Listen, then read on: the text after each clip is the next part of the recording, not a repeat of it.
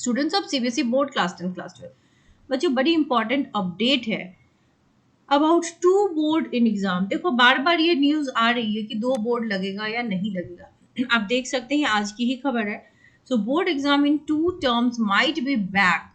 याद होगा आपको, यू कैन सी कि लास्ट जब कोविड का ईयर था, ठीक है, 2023 में से एक साल पहले 2022 में क्या हुआ था, 2 टर्म आ गए थे, 2 टर्म्स। 2 बोर्ड एग्जाम उन्होंने लिया था, एक बार मिड में लिया था और एक बार एंड में लिया था, और सिलेबस को भी पर्टिकुलरली डिवाइड कर दिया था, ठीक है।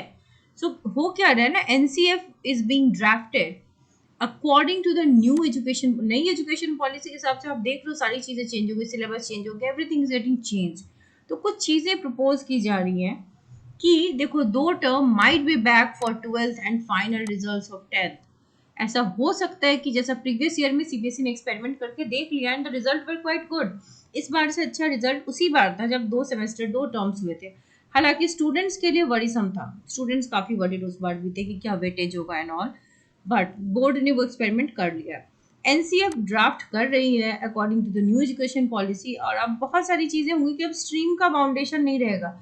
ऐसा नहीं है कि साइंस का स्टूडेंट ह्यूमैनिटीज का सब्जेक्ट्स नहीं ले सकता, मतलब अब बाउंड्री नहीं रही कि साइंस वाले यही लेंगे या वही लेंगे, या ह्यूमैनिटीज वाले क्या चूज करेंगे। That is up to you कि आप क्या चूज करने वाले हैं, ठीक है। So this is not for the first time कि बोर्ड 2 हो रहे हैं। कंटिन्यूस एंड कॉम्प्रिहेंसिव इवेल्युएशन जो है that was introduced for 10th इन 2009, बहुत पहले ये हो गया था, जो कि ओल्ड मॉडल था, धीरे धीरे चेंज हुआ है। आप देख सकते हो ये भी वही 2, और freedom from choosing the different across the streams, अलग अलग स्ट्रीम से आप चूज कर सकते हो। अब देखो composition of question has change. पहले लास्ट जो था वो कॉम्पिटेंसी बेस्ड क्वेश्चन थे, अब ये कॉम्पिटेंसी फोकस्ड क्वेश्चन। और देखो परसेंटेज उसके बढ़ा दिए गए, 10th वालों के 50%, 12th वालों के 40%। And this is a problem, ये इसलिए प्रॉब्लम है क्योंकि कॉम्पिटेंसी बेस्ड क्वेश्चन जो है वो एमसीक्यू है। एमसीक्यू में क्या होता है, आइदर राइट और रॉन्ग। यहाँ पर आपको अटेम्प्ट के नंबर नहीं मिल सकते, स्टेप मार्किंग नहीं हो सकती।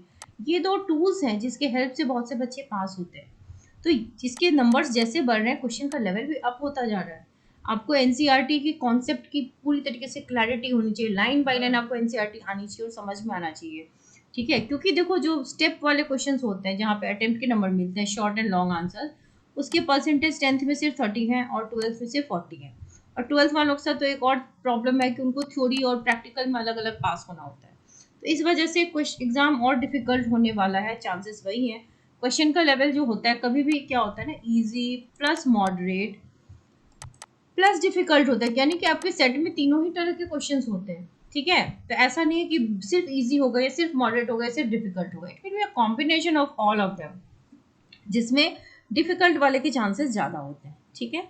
तो आप अगर एनसीईआरटी लाइन बाय लाइन पढ़ना चाहते हो तो special batches are being introduce, जो कि जुलाई से स्टार्ट होंगी। If you are interested do write me a mail, ताकि आपको मैं बैच में इन्वॉल्व कर सकूँ। क्लासेस आपकी जूम से होंगी एंड आप इंटरेक्ट कर सकते हैं, लाइव सेशंस होंगे, आप मुझसे क्वेश्चंस पूछ सकते हैं, सो योर डाउट भी विल बी क्लियर।